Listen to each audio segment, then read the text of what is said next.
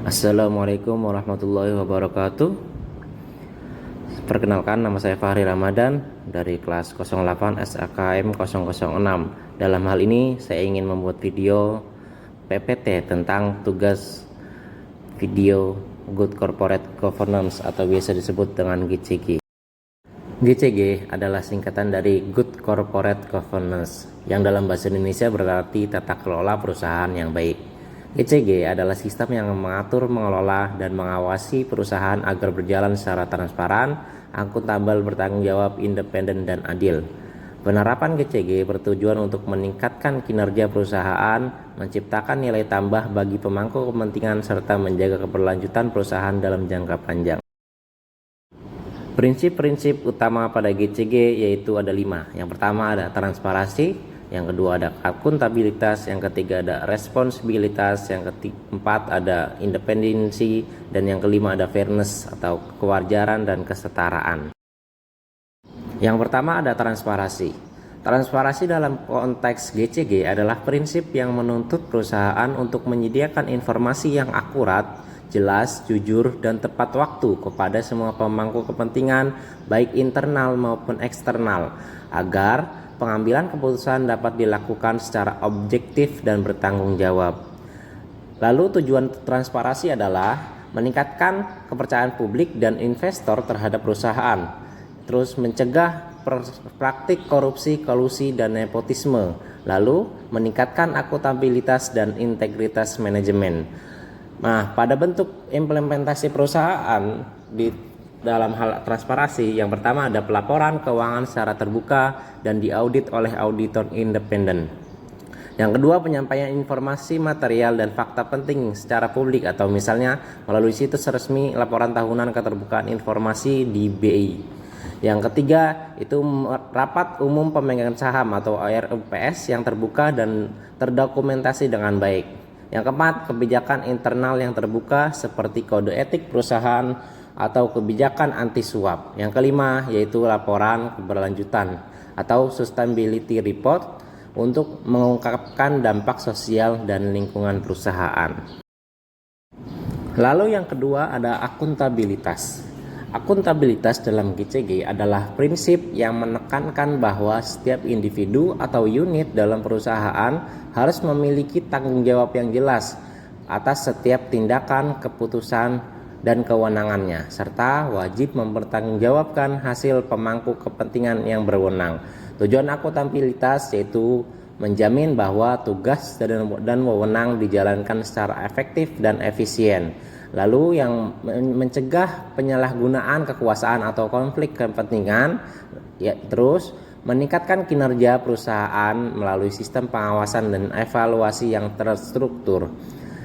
Implementasi akuntabilitas dalam GCG yaitu pertama, struktur organisasi yang jelas termasuk pemisahan peran antara dewan komisaris dan direksi. 2. Pengendalian internal yang efektif. 3. Evaluasi kinerja secara berkala terhadap manajemen dan seluruh unit kerja. 4. Penerapan sistem reward and punishment berbasis kinerja dan bertanggung jawab. 5. Pelaporan pertanggungjawaban manajemen kepada Dewan Komisaris dan pemegang saham melalui laporan tahunan dan laporan keuangan. Lalu yang ketiga ada responsibilitas. Responsibilitas dalam GCG adalah prinsip yang menekankan bahwa perusahaan harus mematuhi hukum dan peraturan yang berlaku, serta menjalankan tanggung jawab sosial kepada seluruh pemangku kepentingan termasuk masyarakat dan lingkungan sekitar. Tujuan responsibilitas adalah menjamin bahwa perusahaan beroperasi secara legal dan etis, mendorong perusahaan berperan dalam pembangunan sosial, ekonomi, dan lingkungan, menumbuhkan kepercayaan masyarakat dan investor terhadap keberadaan dan operasional perusahaan. Implementasi responsibilitas dalam GCG yang pertama adalah patuhan terhadap regulasi pemerintah seperti UU Perseroan Terbatas, UU Pasar Modal, UU Lingkungan Hidup, dan peraturan perpajakan. Yang kedua, penerapan etika bisnis dan kode etik perusahaan. Yang ketiga, pelaksanaan program CSR atau Corporate Social Responsibility yang berkelanjutan. Yang keempat yaitu perlindungan hak-hak karyawan termasuk upah layak, jaminan sosial, dan keselamatan kerja.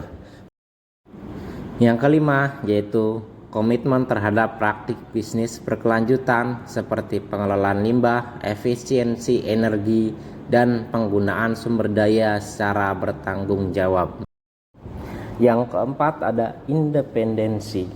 Independensi dalam GCG adalah prinsip yang mengharuskan setiap organ perusahaan, terutama dewan komisaris dan direksi, untuk menjalankan tugas dan fungsinya secara objektif, profesional, dan bebas dari intervensi atau tekanan dari pihak manapun, termasuk pemegang saham mayoritas atau pihak berkepentingan lainnya. Tujuan independensi yaitu menjaga objektivitas pengambilan keputusan di semua tingkat manajemen, mencegah konflik kepentingan dan penyalahgunaan wewenang, menjamin keadilan dan integritas dalam pengelolaan perusahaan. Implementasi independensi dalam GCG yang pertama itu kehadiran komisaris independen, yaitu anggota dewan komisaris yang tidak memiliki hubungan kepentingan dengan pemegang saham, pengendali, atau manajemen. Yang kedua, komite audit independen yang berperan mengawasi proses audit internal dan eksternal secara objektif. Yang ketiga, pemisahan yang tegas antara tugas direksi dan dewan komisaris untuk menghindari tumpang tindih peran. Yang keempat, pengungkapan benturan kepentingan dalam pengambilan keputusan bisnis atau transaksi. Yang kelima, sistem seleksi dan rekrutmen yang objektif termasuk dalam pemilihan auditor eksternal. Lalu yang terakhir adalah fairness atau kewajaran dan kesetaraan.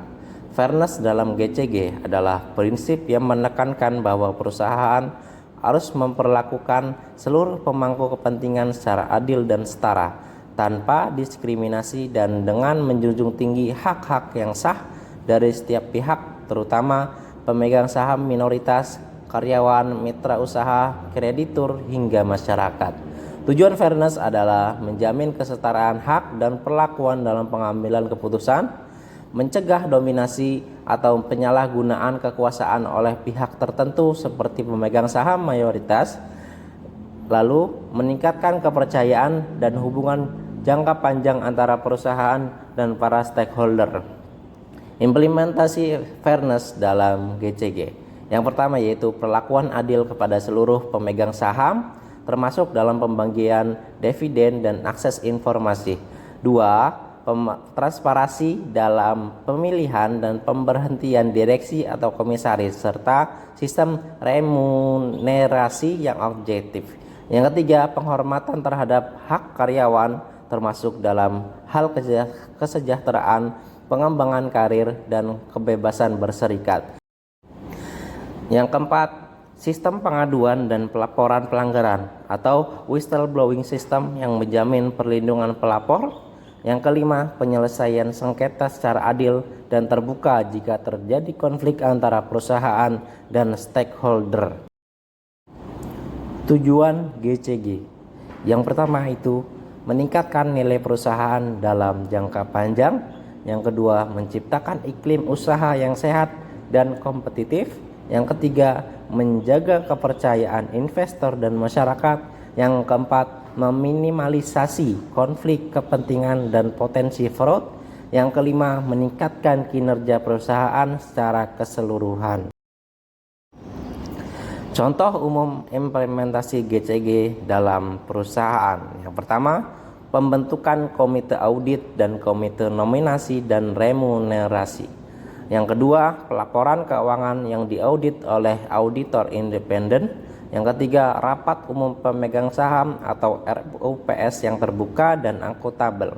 Yang keempat, kode etik dan pedoman perilaku atau Code of Conduct. Yang kelima, sistem pengendalian internal dan manajemen risiko.